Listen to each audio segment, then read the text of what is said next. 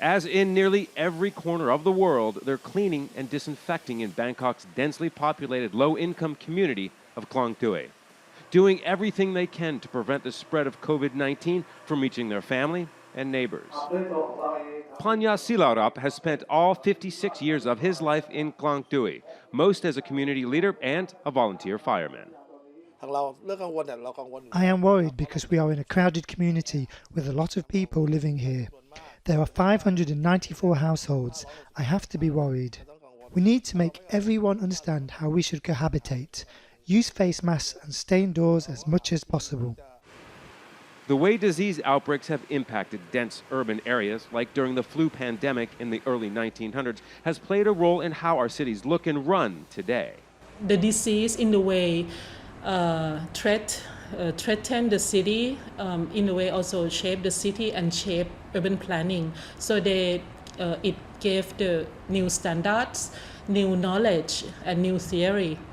Urban planners reacted to that flu and other outbreaks, changing how cities were zoned and led to updated infrastructure, like ventilation and improved sanitation.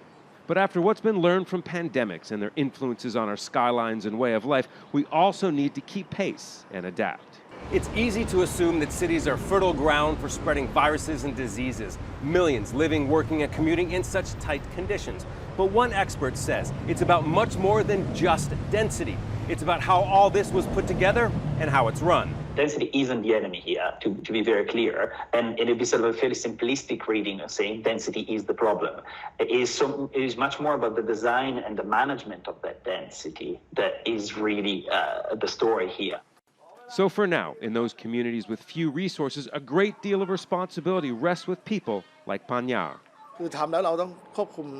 Everything we do to control and make sure there's safety in our community. And hopefully at some point soon, community leaders and urban planners will take what was learned from the spread of the coronavirus and stop it from happening again. Or at least slow it down during the next outbreak. Scott Heidler, Al Jazeera, Bangkok.